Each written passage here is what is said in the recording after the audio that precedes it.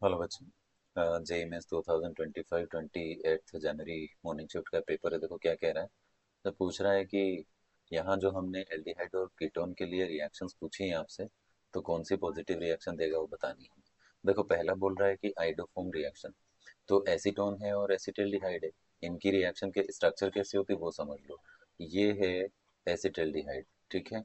ये ऐसा होता है, यहाँ पे कार्बन डबल बॉन्ड ऑक्सीजन और इधर की तरफ हाइड्रोजन। और ये है एसीटोन, ठीक है। ये है डबल बॉन्ड O और इधर की तरफ CH3। ये लो। अब देखो इसमें सिंपल सा पॉइंट है, आइडोफॉर्म टेस्ट के लिए ना हमको एक चाहिए CH3, ठीक है। तो आइडोफॉर्म टेस्ट के लिए ये CH3 मान लो, इसके वाले में भी ये CH3 मान लो। आइडोफॉर्म बनता कैसे है, ये CH रहेगा और I रहेगा और साथ में तीन आयोडीन आ जाएंगे, इसका नाम है आइडोफॉर्म। तो देखो ये जो पूरा बाकी का बचा हुआ रहेगा ना, वो फिर एसिड में कन्वर्ट हो जाता है। तो आइडोफॉर्म टेस्ट ऐसे लगता है, मतलब ये दोनों ही ये पॉजिटिव टेस्ट देते हैं। केनिज़ारो रिएक्शन में एक भी अल्फा हाइड्रोजन नहीं चाहिए। केनिज़ारो रिएक्शन में अल्फा हाइड्रोजन होता ही नहीं है, ठीक है। तो अगर मैं आपसे कहूँ कि ये है फॉर्मेल्डिहाइड, तो फॉर्मेल्डिहाइड केनिज़ारो रिएक्शन देंगे, दो फॉर्मेल्डिहाइड ले लो। या फिर आप ऐसा कर लो, ये लिखा कार्बन, इधर लिखा हाइड्रोजन, इधर लिखा कार्बन और उस पर तीन कार्बन, ऐसा करके, ठीक है। और यहाँ लगा देंगे डबल बॉन्ड ऑक्सीजन, तो ये वाला भी एक ऐसा हो सकता है। या फिर आप ये ले लो बेंजल्डिहाइड, तो बेंजल्डिहाइड केनिज़ारो रिएक्शन के लिए सिर्फ यही चाहिए, मतलब ऐसे तो कुछ चाहिए ही नहीं। तो फिर बी तो हुआ नहीं, बी को हटाओ। एसीटोन भी नहीं चाहिए उसके लिए, ना एल्डिहाइड में एसिटल्डिहाइड नहीं चाहिए, फॉर्मेल्डिहाइड होना चाहिए या फिर इस टाइप का ये ग्रुप होना चाहिए या फिर बेंजल्डिहाइड।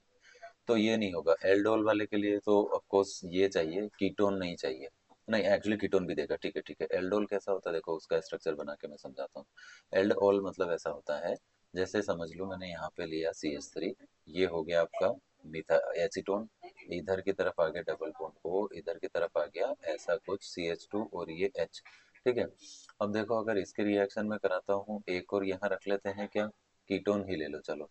कीटोन रख लिया और ये डबल बॉन्ड O है, इधर की तरफ CH3 है और इधर की तरफ भी CH3 है, राइट। अब देखो यहाँ से ये बॉन्ड ब्रेक होगा, ठीक है। तो यहाँ आएगा पॉजिटिव चार्ज और ये वाला हाइड्रोजन का बॉन्ड ब्रेक होगा तो यहाँ आएगा नेगेटिव। तो फिर ये दोनों आपस में जुड़ेंगे, ये दोनों आपस में जुड़ जाएंगे, ठीक है ना। तो ये बनता है ऐसा CH3 C double bond O, इधर की तरफ आ गया CH2 और इधर आ गया CO माइनस और इधर की तरफ आ गया CH3 और यहाँ पे एक लगा हुआ है CH3, राइट। ऐसा जब बनेगा तो बाद में इसमें ये एक H पॉजिटिव है। एक्चुअली यहाँ से ना ये रिएक्शन जो होती है ना, ये NaOH की प्रेजेंस में होती है। तो NaOH का जो OH माइनस है ना, वो ये हाइड्रोजन लेके जाता है और एक H2O बाहर कर देता है यहाँ से। तो जो H2O यहाँ से बाहर होता है, वही हाइड्रो उसी में से एक हाइड्रोजन यहाँ आके जुड़ जाता है। तो फिर फाइनली आपको जो मिलता है वो एल्डोल मिलता है। ये कैसा है, एल्डोल। अब इसमें दो टाइप की रिएक्शन होती है। आप चाहो तो यहाँ सिर्फ एसिटाल्डिहाइड रख लो तो भी रिएक्शन दे देगा, और आप चाहो तो यहाँ पे सिर्फ कीटोन कीटोन रख लो तो भी रिएक्शन दे देगा।